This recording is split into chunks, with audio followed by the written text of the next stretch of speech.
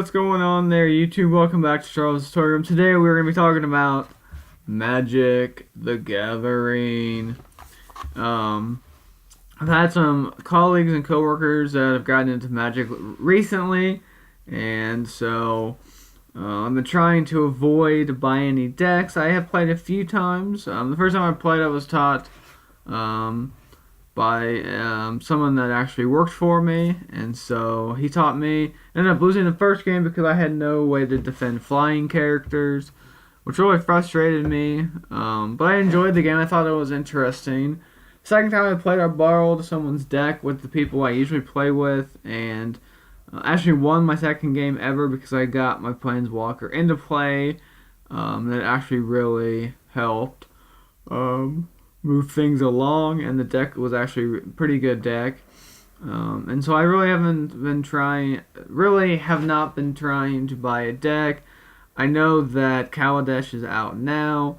I've been looking at it a little bit here and there. I've thought about it, but I finally decided last time at my gaming store. It was 10% off. It was only $11 for an introductory pack, which comes with one Planeswalker and then a deck of cards, and it also came with a couple boosters. And so I picked up the Nissa Planeswalker, the basic one. It came with enough cards for a deck, and of course the Planeswalker that came with some boosters, and then one of my friends that's been trying to get me into the game for a long time picked up a booster. It also came with a Kaladesh, just a basic introduction to what Kaladesh is. Then it came with a quick reference guide. And so inside the box, I just have all the cards that I'm not currently using in the deck that I've built from all the cards that I've gotten from Kaladesh. And so for it was $11, 10% off, it was like 10 something. It was not bad. I'm thinking about going back and picking up the other introductory pack, and that way I can have another deck with some different colors, another Planeswalker, because this one is green and blue, and then the other one is mainly red, and so I'm thinking about going back and picking that up, and then maybe waiting until the new ones come out in the next year. Because I was online today and saw they are coming out with more next year, of course, because that's how these games go. I really don't want to invest tons of money into this game. I'm not planning on playing in tournaments. I'm not planning on playing standard and all these different things. Those are all, to be honest with you, confuse me. I just want to play with friends and just have a good time because it is fun for me. And it's a fun game to learn and continue to learn. So I have a deck. This box was given to me by one of the friends who's been trying to get me into doing this.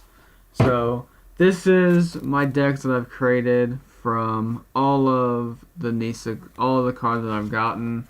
And so like I said, it is a blue deck. So here's all my island cards.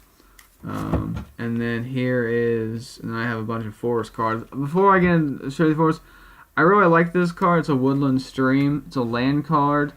But enters the battlefield tapped, but once you untap it, you can get either a forest or a island team mana pool every different time, and so I have 4 of those in there because it really helps. And then I have a bunch of forests, so these are all of my forest cards. I do have one shiny forest that I pulled out of a pack. I'll show it to you here.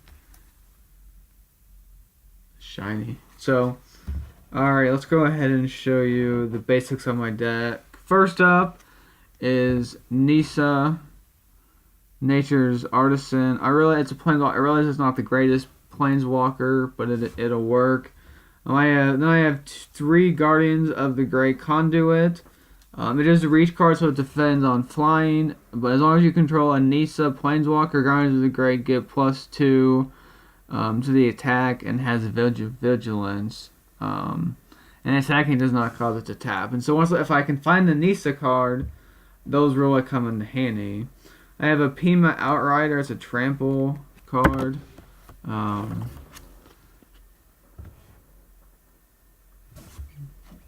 I have two Arbok Stompers. It's a trample. When Arbok Stamper enters the battlefield, you gain 5 life. And so that's really helpful. I have a Venger's Gearhawk. It's a trample card. Enters the battlefield. He gets to assign 4 +1/+1 counters among the target creatures you control. That's actually a good card. I used that card last night. And then the rest of these enter into all. Basically, the rest of this deck is an energy deck. And so I have Sage of Shahala's Claim. Get 3 energy. I have a Thriving Rhino. I enter the battlefield. I get 2 energy. If I pay 2 energy, I get a +1/+1 counter. So I have 2 of those cards. And then I have a Ripper and Tiger. And enters, you get 2 energy. Yet again, you play 2 energy, and you get a +2/+2 counter until the end of your turn. I have 2 Long Tusk Cubs. Same thing. You get whenever the Long Tusk Cub deals combat damage to a player, you get 3 energy. You pay 2 energy, and you put a +1/+1 counter on the Long Tusk Cub. I have a Bristling Hydra. You get 3 energy counters. You pay 3 energy counters. You get a +1/+1 counter. An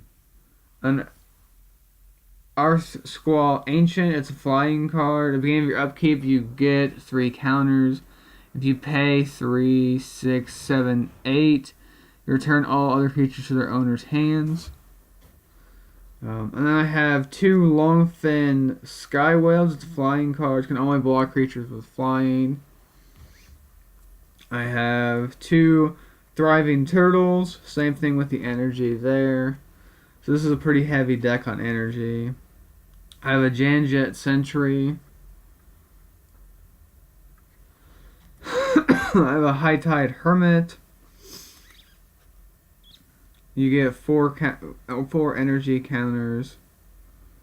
And I can pay 2, and I can attack this turn as though it didn't have a defender. So those are all of my creature cards. And so now I'm going to move into... no, I have a few more creature artifact cards here. So this is an artifact. And when I enter the battlefield, you get 3 life, and you get 3 energy. Filigree Familiar enters the battlefield, you gain 2 life. When Filigree dies, I get to draw a card. Bombat Bazaar Barg enters the battlefield, draw a card. Here's a takedown. I have 2 takedowns. A takedown deals 4 damage to target creature with flying. Deals 1 damage to each creature with flying. Altune with Ether. I have 3 of these. Search your library for a basic land card, reveal it, put it in your hand, and reshuffle your library. You get 2 energies. So it gets more land into play. Appetite. So these are some of the sorcery cards I'm into now. I have an instant card, destroy 2 artifact or enchantment. You gain 2 life as an appetite for unnatural. I have a Verdant Crescendo. I have 2 of them. Search your library for a basic land card and put it in the battlefield tab. Search your library and graveyard for a card named Nisa. So this card, I get to search for my Planeswalker. And then the final sorcery card is an enchantment, artifact, or creature. So I have 60 cards. Exactly. I have 25 land, 25 creatures, and then 10 sorcery, instant cards like that. Last night I played 2 games. I had a lot more cards into the deck that I had too many cards, and so I'm happy with this deck. I created it today.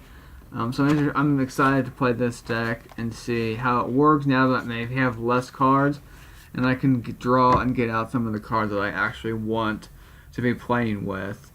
And so there you go. There are my thoughts and my Kaladesh deck. Like I said, I want to go back and get another one and start building a red deck for sure. I have another deck that is not standard that I built today. It's a swamp and plains deck. And so I'm going to show that off in another video. Like I said, these are not standard. These are cards that were given to me. But I'm also excited to play this deck just for fun with some people. So there you go. That is it. Stay tuned for this video. Stay tuned for some more Magic the Gathering stuff on this channel. And check out all my other gaming videos, my comic videos, everything. Thank you so much for watching. Make sure to like, comment, and subscribe. And I'll see you in the next video. Bye for now.